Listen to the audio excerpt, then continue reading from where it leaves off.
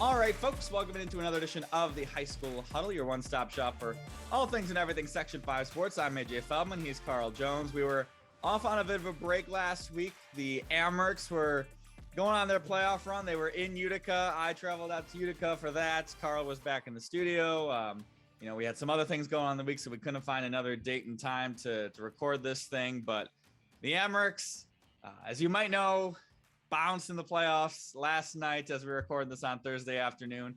A triple overtime defeat. I was there for each and every of the 4.5 minutes of actual time that game took to take place. It was a marathon. Carl asked me as I jumped on this, he's like, "You recovered here for this? You recovered yet out of that game?" And I just told him, "No, I am not recovered. It's going to take a while." A lot of fun, but a lot of tired, a lot of stress, and Amerks out of the playoffs right now. Man, I know that had to be at least fun, like especially during the regulation part of it, the back and forth, the swings. I'm following it on Twitter. I'm seeing, Amerks come out to a 2-0 lead, even though they didn't really play that well in that first period. And then boom, I checked Twitter a little bit later and someone says 4 unanswered goals. I didn't get like the update where it said, 2-2 or 1-2. It just says 4-2. I'm like, yo, what's going on? Well, it happened very, very fast. So I'm like, yo, what's going on? And then obviously the third period ended up in a tie and went into a marathon of OT. But man, especially I know back at the station, I'm sure things were chaotic with, we thought the game was going to be over. There's not going to be any post sound.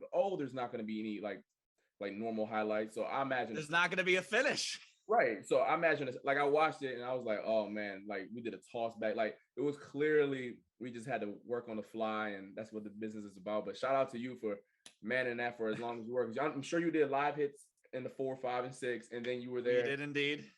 Man, my boy AJ put his time in yesterday. So shout out to Mr. Feldman for grinding through that, because I did a 3 overtime game in high school, but I didn't have to worry about all the extra theatrics.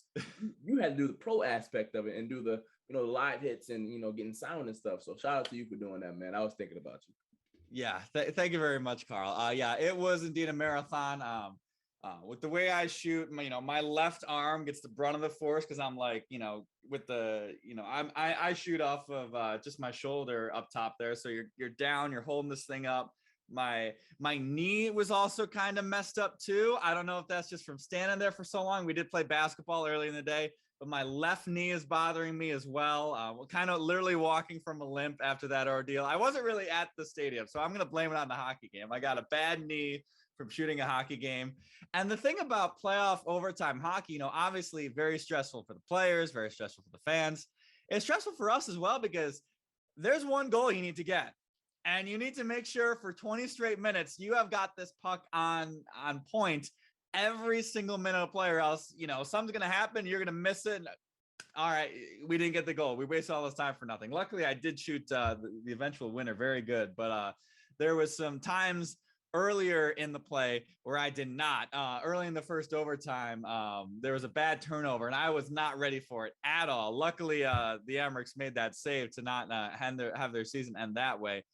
But yeah, it was a grind. And luckily, you mentioned with all the helter-skelter nature, the fact that it went to 3 overtimes was actually much better than going to 2 overtimes, because 2 overtimes is right in that sweet spot of, can we rush to get the highlight on the air? Can we rush to get the first soundbite that Seth Appert says on the air?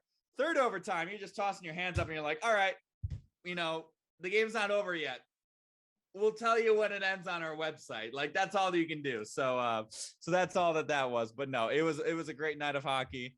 It stinks that the Amerks season comes to a close there, but quite a ride they had getting there to the Elite 8 of the AHL. Yeah, shout out to them boys. It was fun covering them my first year doing this, and hopefully they can give me something as, I guess, not want to say better, but equaling that next year, and we'll see how that goes.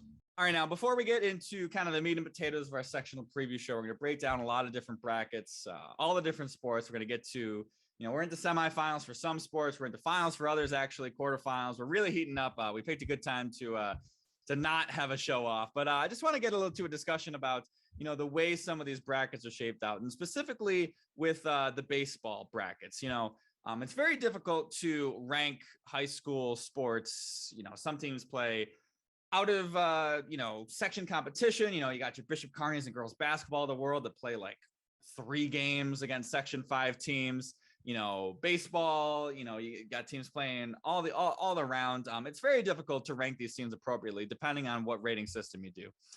For baseball and softball, basically all they do is you get a certain number of points if you beat a team above your class. You get a certain number of points, 5 points if you beat a team in your class. You get 4 points if you beat a team below your class. That's really it. From what I've read, I just literally read through the Section 5 handbook. There is no adjustment for strength of schedule, things like that, yada, yada. They do something like that in football. It's called rating points, where you get more points if you beat a good team. You get less points if you beat a bad team. In fact, sometimes you get more points when you lose to a good team, and then when you beat a bad team. So it kind of has that, strength of schedule aspect in baseball.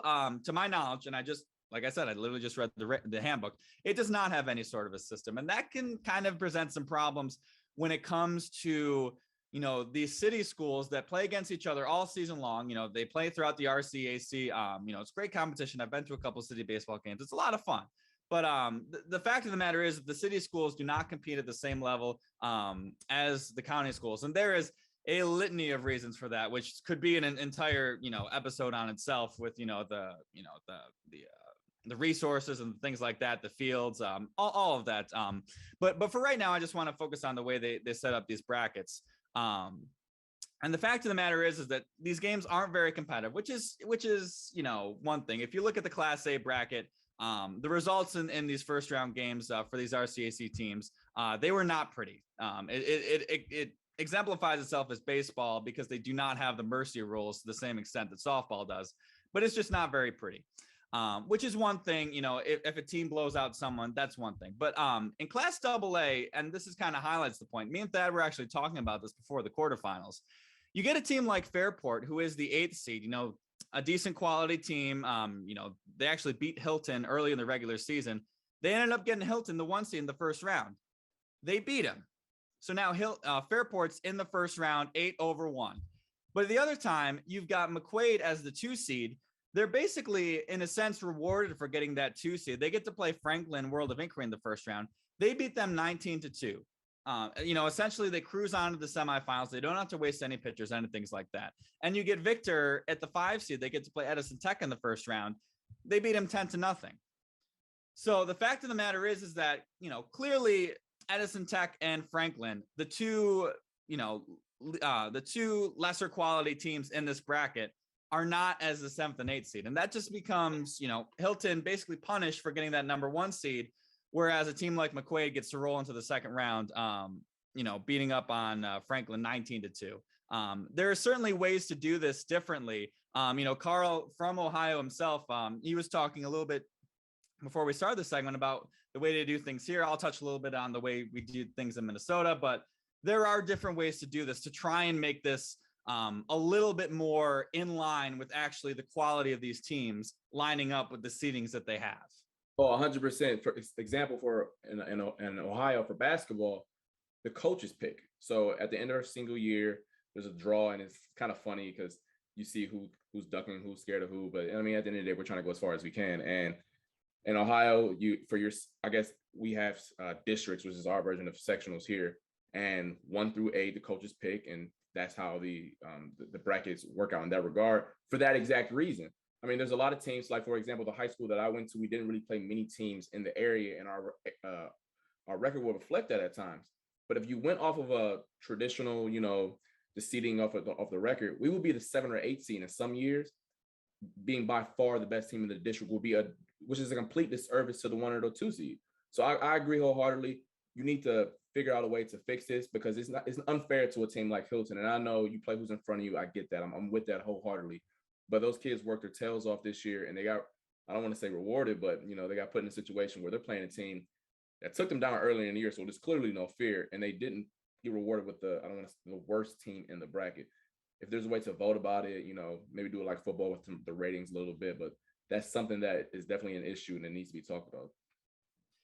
Yeah, and in Minnesota, where I spent 2 years covering high school sports, they had kind of 2 main ways to do them. They had this thing called the QRF, the Quality Ratings Formula, which is kind of essentially a BCS style formula Nobody figured out how they did this dang thing. There was a website that did it. I believe how it actually went was there was a website that like tracked this stuff and created like this system to like rank these things. And then the State High School Association was like, yeah, you know what? This is pretty good. We're going to pay you. We're going to use this like actually for how we do this. And then in certain sports, it depended on the sport. They just did a coach's vote. Like you said, they ranked the teams. They didn't have, teams picking out their opponents, things like that. But, there was 8 teams. They ranked them 1 through 8. And, you got your bracket that way. So I think basically the more ways you can adjust for strength of schedule, you can adjust for the way these teams are playing maybe down the stretch of the season or anything like that, the way that you can adjust for the records of the teams that these teams are playing instead of just relying on their pure wins and loss. I think you're going to get a better bracket. You're going to rank the teams more correctly in order, and maybe you give some of the these teams a better shot at just getting wins based on that. It's never going to be a perfect solution. It's never going to, please everybody. But just the way that this Class AA bracket shaped out, you get a team in your 2 seed that basically has to win, has 2 difficult games to win a sectional title. Your number 1 seed Hilton had 3. It's definitely, I think, something worth looking at. A step in the right direction. Obviously, there's not an end-all be-all solution to any of that, but it's a step in the right direction. It's all we asking for sure. And you got to think about it too, like HFL, like you alluded to earlier. I don't know what the record is off the top of my head, but I'd be hard pressed to believe they're not the overwhelming favorites to win that to win their Class C, I believe, or Class B. Yeah, and girls lacrosse, yeah, Class C.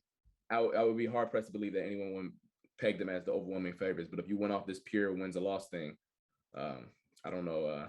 They did actually end up as the number 1 seed, so that isn't exactly the same thing. But yeah, that's the thing. You get these teams that play. I remember my sister in high school here in New York. They were a powerhouse. They went to states every single year. Every year they'd end up as the 3rd seed in like their sectional bracket just because they played the double A's of the world and things like that. It's definitely certainly something to think about. But that's a discussion for a later day. I just wanted to kind of have a little discussion on that. But we will now move on to our sectional preview show.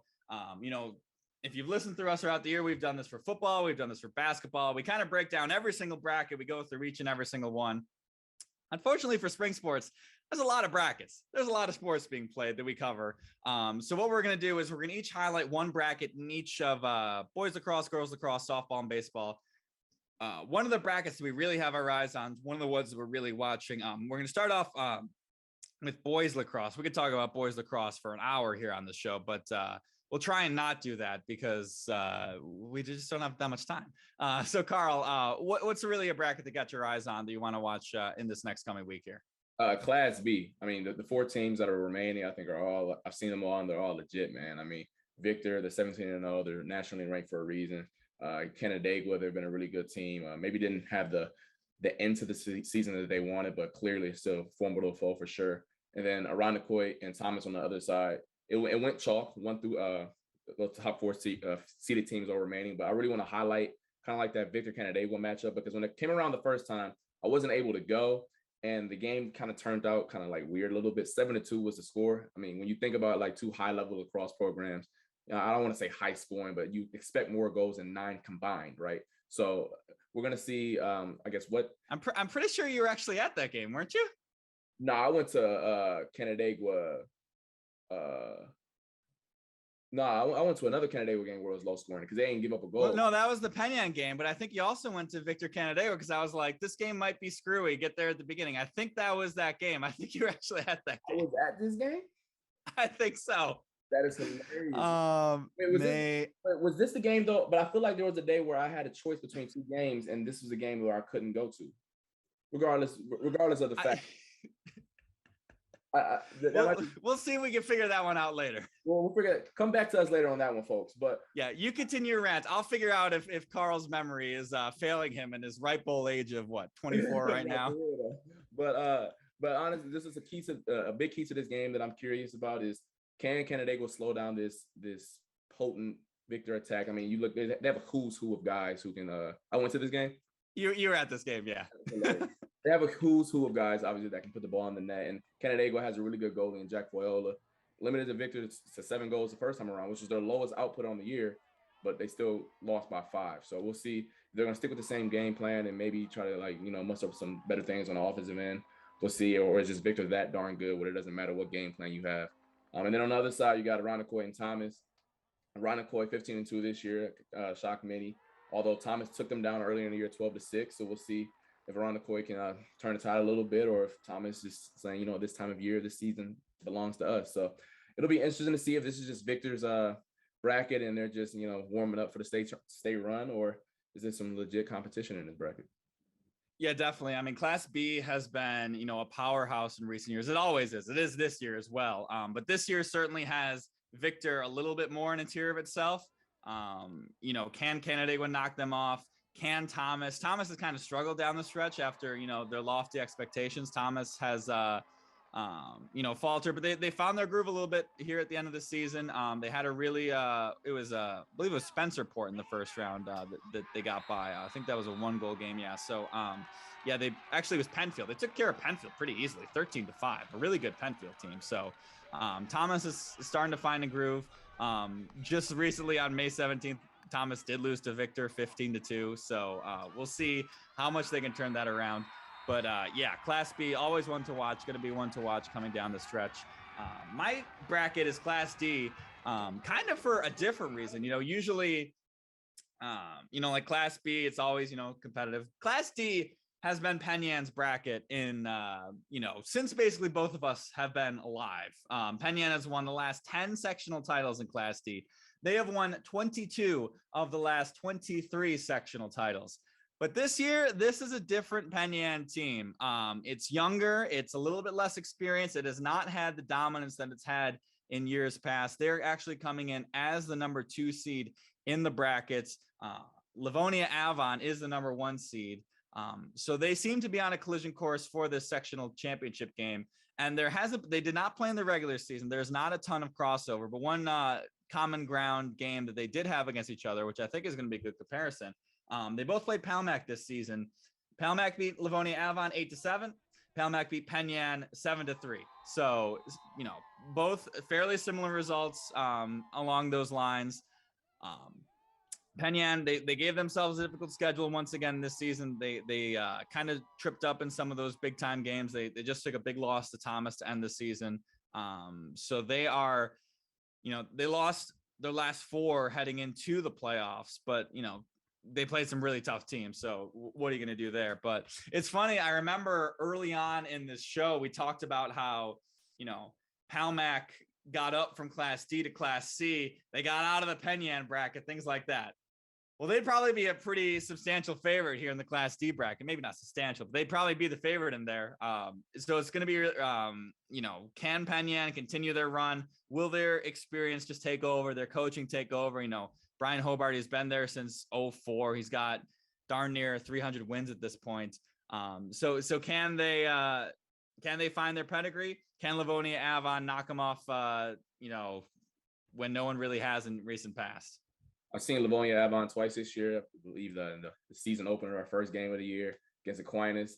Took care of them rather easily. So I know that they put up 19 goals, I believe. I think 19-7 was that score. Don't ask me how I remember that, but not the Victor Canandaigua game that I went to. But that's neither here nor there, right? But they clearly got some firepower, and we'll see if Penn Yan can rise up and show off that championship pedigree. Moving over to the girls lacrosse side, Carl, a lot of good brackets, a lot of, once again, a perennial powerhouse. We just went from Penn Yan. We got another one we're going to talk about here in girls lacrosse here. So Aquinas we're going to Class D, and we're going to Aquinas and Palmac girls lacrosse.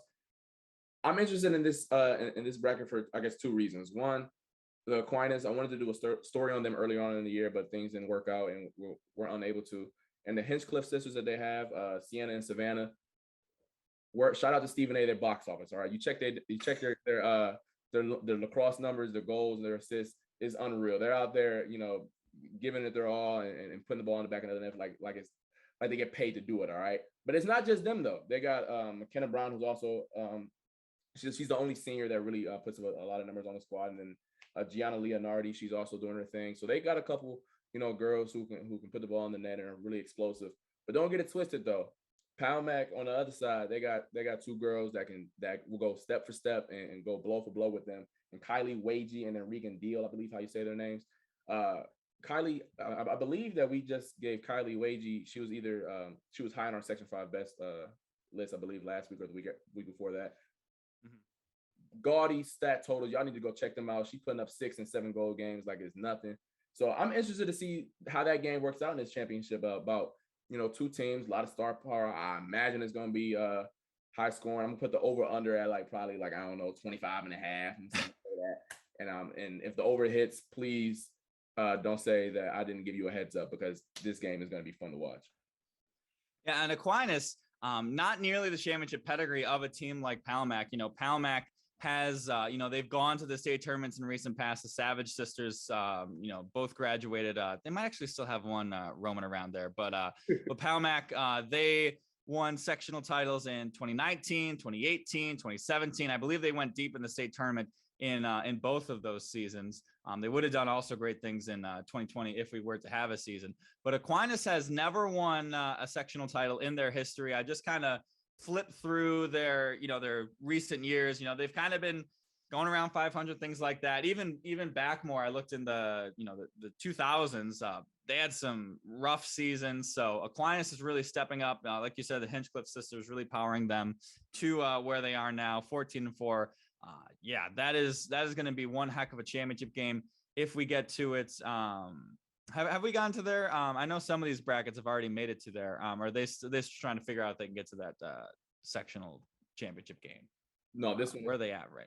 This June 1st. We're locked in right now. Yeah, we are locked in with Aquinas and Palmac. So yeah, we got the matchup that we were looking for. And that's going to be good. Yeah, Aquinas, Penn Yan gave them a good fight, 12-11 in that game. They both had to fight to get to that championship game. So well earned into that title game. I'm going to go to Class A girls lacrosse. Both of these teams, like I just alluded to, both of them had to fight and claw their way into that sectional championship game. They are in the sectional title game. It's going to be Pittsford and Rush Henrietta meeting once again in the sectional championship game. They both won 1-goal games to advance to the title game. This will be the 3rd straight year that they played in the sectional championship game. Last year, it was Pittsburgh winning 7-6, a last-minute goal within the final minute of regulation. In 2019, it was 7-6 again, Pittsburgh. They played to 4 overtimes. Now, lacrosse overtimes isn't quite at the same level of hockey overtimes, because sometimes they'll win the draw control. They'll wait around to get their shot right before the end of the first overtime and things like that. So 4 overtimes isn't quite 4 overtimes, but it's still 4 overtimes. Pittsburgh won 7-6 there. And then in 2018, it was RH coming up short in the title game again, that time to Penfield. So RH has lost in the last 3 sectional title games. They have been just knocking on the door. This might be the year that they finally blow it down. RH and Pittsburgh, 2 really strong teams. They both, like I just mentioned, they both played really tough games to get into that sectional championship game.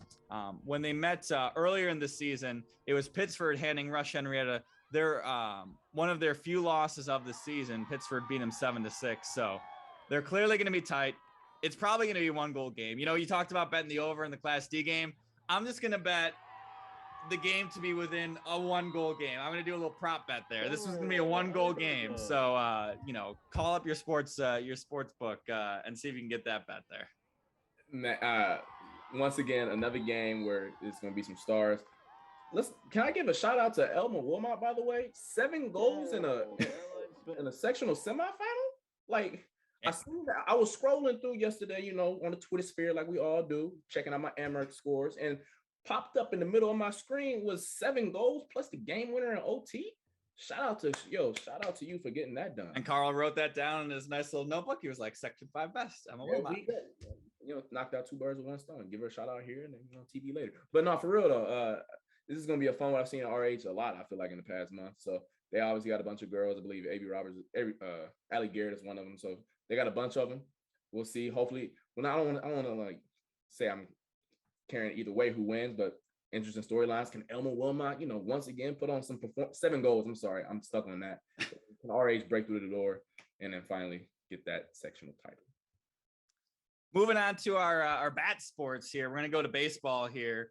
We talked a little bit about it before, of course, with the whole sectional thing, but however they got there, we got some good brackets coming up, shaping out this last weekend here. We're going to go back to AA. I mean, I think this bracket is interesting for a litany of reasons. Obviously, one, the top seeded team in the bracket, is gone. Fairport took down Hilton in a 2-1 game. We all thought that, Hilton has a couple horses on the mound that can maybe, power them, Preston Prince to the far run, but obviously things didn't work out that way. So shout out to Fairport for getting the job done. They take on a Victor squad that, as we talked about earlier, took care of business with Edison Tech. But I'm looking at that bottom of the bracket, and we've talked about all year. We gave McQuaid their flowers, right? We talked about how good Will Taylor is on the mound. You will witness his no-hitter at Frontier Field earlier this month. But they're playing RH, who I believe is the only team only Section 5 team to beat them this year. So if there's, we talked about how they've been dominant in Section 5, and when they do play in Section 5 at least, and they've been going out of town and stuff like that. But RH just beat them, I believe, earlier this week, the 21st, 9-8. So clearly, RH has no fear. Those Royal Commons ain't scared of the Knights at all. So it'll be interesting, a little rematch less than a week later. It'll be a fun one. And a new champ will be crowned as Penfield suffered their loss in the first round. So be a new champ in AA. So we'll see what story comes out of it. Yeah, I'm looking at the Max Prep schedule right now. It looks like RH and McQuaid has played twice this season. Both games were 9-8, each one winning 1, and both of them went to extra innings. So these teams seem to be as close as they can possibly get. So yeah, Will Taylor, I imagine he will be on the mound in that semifinal game. I just imagine that's the way it is. I didn't see who they threw against Franklin, but I imagine it's going to be Will Taylor, and they'll try and get it done with maybe someone else in the championship game. But yeah, that's the thing. In baseball, we go back to playoff formats, things like that. Back in Minnesota, they played double elimination.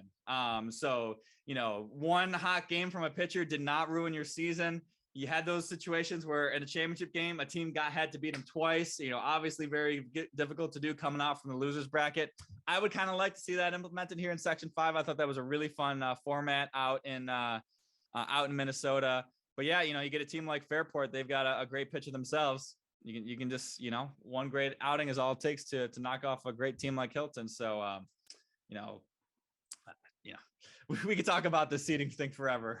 But let's just bring Minnesota over here. Long story short, I'm going to go to one of the teams we really love talking about all the season long. They're in the Class B1 bracket. I want to see if anybody can take down the Palmyra Macedon Red Raiders.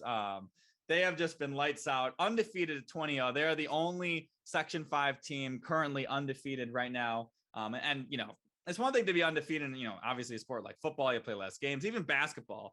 Typically, basketball is one of the best sports for the best team wins the game. Baseball can be screwy. Palmac had no flip-ups in this season. Their pitching staff is just dynamite. They have 12 shutouts on the season. They started the season out with 7 straight shutouts, as we have talked about before on the show. Chris Finaciario, Ian Goodness, Paul Goodness, Christian Morrison. There was a recent article by the Democratic Chronicle getting this research from. All of their ERAs are under 1 on the season. So no matter, you talk about getting one guy and trying to, fingers crossed, pray in your semifinal game or your championship game, things like that. They might be praying for other reasons, but they're not praying for that reason there at Palmac. They've got enough guys to get it done. They have no worries about throwing out any certain guys there. Their best foes probably are going to come in the other side of the bracket. They play Aquinas in the semifinals tomorrow. They beat him 13-0 earlier in the season. So a pretty lopsided result there to try and turn around. But Hornell is a really quality team in the other side of the bracket. They beat Haverling twice this season.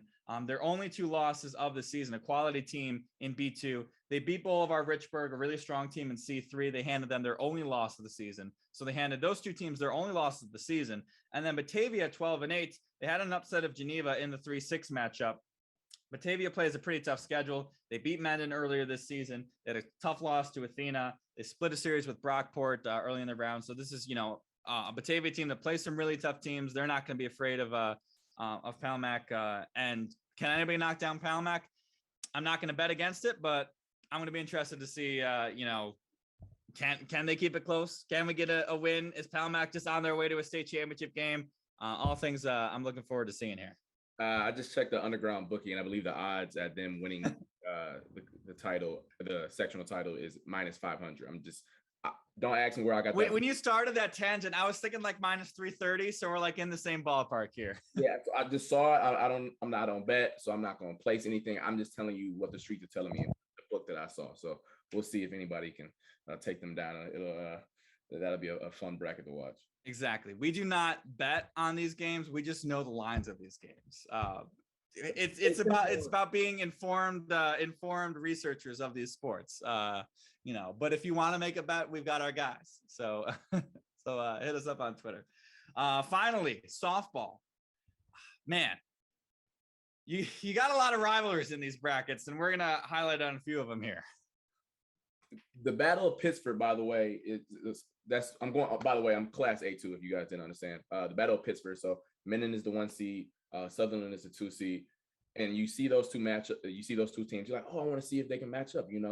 Sutherland has a who's who of ladies who get the job done. Shout out to Petra Hunt, 7th grader, right? And we gave her some love earlier in the year. And then her older sister, who ain't that much older, a 9th grader, Julia Hunt, she's also a stud. So they obviously have some ladies who can get the job done. And then Lily Goldberg, obviously, that streak she went on in the middle of the year with like over 17 Ks makes no sense. I still don't understand how she did it.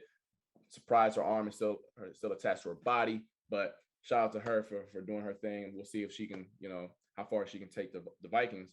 But let's not get it twisted though. Like HFL and Wayne aren't going to roll over. I mean, Sutherland just beat East 1-0.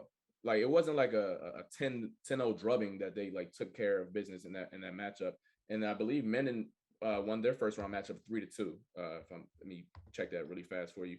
But they beat East Ridge 3-2. So these teams I don't want to say are like overwhelming favorites where it's obvious that they're going to match up and meet. These two teams are going to have to come out and play. HFL is not going to roll over, and neither is Wayne. So I got my eyes on that bracket for sure. I want to see how it works out and if the Pittsburgh teams match up, and if you told me that HFL and Wayne are playing for the A2 title, I'd be like, it happens. Yeah, and the thing is that we're recording this on Thursday. In about an hour and a half, these semifinal games are going to square out. So we'll see if this Battle of Pittsburgh shapes out. But like you said, HFL and Mendon, that was a great sectional title game last year. It was Mendon storming back to win that one, stealing that one from HFL. So that was a lot of teams that could come out there. Like you said, we kind of. The Pittsburgh teams are the favorites. It'd be really fun if we get that matchup. But by the time you listen to this podcast, it very well could be none of these Pittsburgh teams in the championship game. And that would still be one heck of a championship game in the A2 bracket. By the time you listen to this podcast, maybe you can kind of just skip through it because there is no Battle of Pittsburgh. But it was actually Sutherland who beat HFL in the championship game last year. Excuse me. So, but anyways, I'm going to go to the other side of the Class A bracket, to the A1 side of things, where once again, we've got two crosstown teams who are seeming not destined to play in the championship game, but they very well could make it to the championship game. Thomas and Schrader, you've got Thomas 8th in the state. You've got Schrader 9th in the state. Thomas has won 13 of the last 14 games. Schrader is on an 8-game winning streak. Their last slip up was to Thomas. So Thomas got him 1-0 in the regular season. But on the other hand, you've also got a really good Brighton team. They have gotten some really quality wins this season. If you want to look at the state rankings, they're 27th. They beat Thomas 8-1 in the regular season. So, one of the biggest trip ups on Thomas's run, I believe it was their last regular season loss. It was Thomas losing to Brighton. So certainly they have, the horses to do that. Okay. I just pulled up last year's schedule. I'm like, this does not look right at all. But, and then in the other side of things as well, in the A1 bracket, you've also got a Schrader team. Bishop Kearney, Schrader beat them pretty handedly Thomas versus Bishop Kearney. Thomas beat Bishop Kearney pretty handily early in the regular season. So it's Schrader and Brighton later tonight as we record this on Thursday. It's Thomas and Kearney. I think I might have said that mistakenly wrong earlier, but either way, some really good semifinal matchups, potentially leading to a really interesting championship game. I would not mind going back to Schrader and shooting at that field. That field was excellent. So I'm not putting it into the universe, but that was a really fun field to shoot at. Very easy, accessible. So that's just my 2 cents on that bracket. And yeah, that's my. Well, they play at neutral sites for the championship game, so we don't need to put that. To go back to Schrader. They need to find a way. How about? I think actually the is the A2 let me make sure I get this right. The B's play at Schrader. So the Class B's are going to be at Schrader. The double A, the A1, the A2 are all at Odyssey High School. So they're all on Saturday. There's a couple of semifinal games for boys lacrosse, but it's going to be a lot of softball on Saturday show for you. So softball Saturday is going to be a fun one for us there. So for Class B, that was, I might say forget AJ and just go over there myself because I like that setup. All right. I found peace over there, but that's just my 2 cents. Everybody has their reasons to cover their games, and certainly a good picnic bench out in right field is a good reason to cover that as well. But yeah, we have got a lot of games coming up. By the time we record this podcast next time around on Thursday, all of these championship games will be decided. We'll be moving on to the regional round. It's not quite as in the spring sports. It's not, everybody plays Section 5 and Section 6. So we'll see if we give Mary Margaret Johnson a call. We'll see if we can give her some time or a reason to ring in. Who knows? Maybe we get a Lamario Sacco action. Maybe we get a little bit of Mary Margaret Johnson. We might get a great show for you guys next week. This might be one of our best shows of the year next week. We'll see if that all comes together. We haven't talked to either of these people about appearing on our podcast. I am pretty positive that Mary Margaret Johnson is on vacation right now. So we'll see how long that goes for. I think Mario's still trapped in Syracuse for the time being. So we'll see what we get for you next week. Either way, we're going to have a great show for you. We're going to have some, probably some great guests. Maybe one of the two, maybe two of the two. We'll see. But either way, that's going to do it for us on this week of the High School Huddle. He's Carl Jones. I'm AJ Feldman. Thank you for listening and watching. RochesterFirst.com, YouTube, Spotify, Apple Music. Rate, like, subscribe, all that good stuff. We got a great show coming up for you all throughout the week on News 8. Catch us on RochesterFirst.com. Enjoy your sectional championship games, and we will see you next time.